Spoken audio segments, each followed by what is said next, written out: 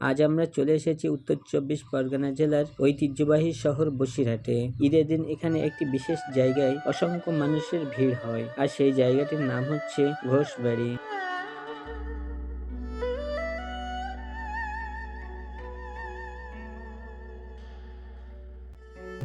আজকের ভিডিওতে আমরা দেখব এই ঘোষবাড়ি কিভাবে আসবেন, কি কি দেখবেন, খাওয়া দাওয়ার ব্যবস্থা কেমন, যাবতীয় তথ্য। তাই ভিডিওটি শেষ পর্যন্ত দেখতে থাকুন। আজকের ভিড়টা সত্যি চোখে পড়ার মতো। টাকি রোড ধরে আমরা ঘোষবাড়ির দিকে এগিয়ে যাচ্ছি। এখানে গাড়ি কিন্তু নো এন্ট্রি করে দিয়েছে, তো এক সাইডে। এই কারণে আমরা গাড়ি কিছু দূর রেখে এসে আমরা ওখান থেকে হেঁটে হেঁটে ঘোষবাড়িতে প্রবেশ করার চেষ্টা করছি। আর ধনী গরিব, হিন্দু মুসলিম, ধর্ম বর্ণ নির্বিশেষে সবাই আজ ঈদের আনন্দে উল্লাসিত। তো সবাই নিজের মতো ঘুরে বেড়াচ্ছে এই ঘোষবাড়িতে।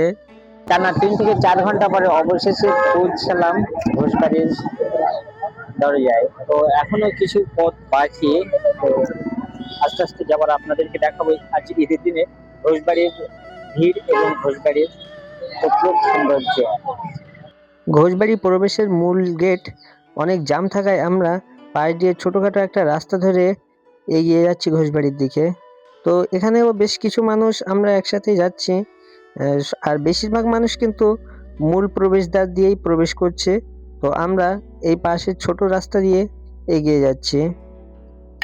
আর এমনই বাড়ির ভেতর দিয়ে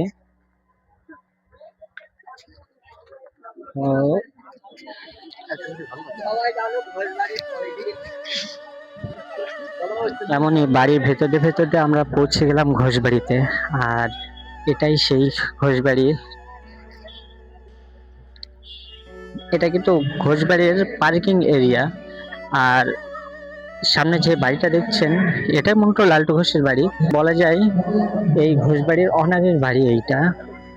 তো এখানে এখন কি কি দেখার মতো কি কি আছে সেগুলো আমি আপনাদেরকে ঘুরে ঘুরে দেখাবো। এই দরজা থেকে ঢুকেই আমাদেরকে ওয়েলকাম জানালো ঠিক এমনই একটি মঞ্চ। তো এখানে কিন্তু অলরেডি ফাংশন চলছে, কোনো একটা অনুষ্ঠান। তো সামনে আরো এগিয়ে যাই, তারপর আপনাদের দেখাচ্ছি। আগে যে বাড়িটা দেখিয়েছিলাম ওটা নতুন বাড়ি, আর এখানে ঘোষবাড়ি অফিসের পাশেই এখানে আছে কিন্তু ঘোষবাড়ির পুরাতন বাড়ি। আপনারা যদি এই পুরাতন ঐতিহ্যময় বাড়ি ঘুরে দেখতে চান তাহলে দেখতে পারেন। এখানে কিন্তু কোনো প্রকার টিকিট নেই। এর পাশে আরেকটি দুর্গা মঞ্চ আছে, আপনারা চাইলে এটাও ঘুরে দেখতে পারেন। যেহেতু সময় সংক্ষেপ তাই আমি পুরোটাই আপনাদেরকে দেখানোর চেষ্টা করব, ওই কারণে এগিয়ে গেলাম সামনের দিকে। এখানে বাচ্চাদের জন্য রয়েছে নানা রকম আনন্দময় উপভোগ করার মতো বেশ কিছু রাইডস, আর বড়দের জন্য রয়েছে কেনাকাটার অনেক সুযোগ।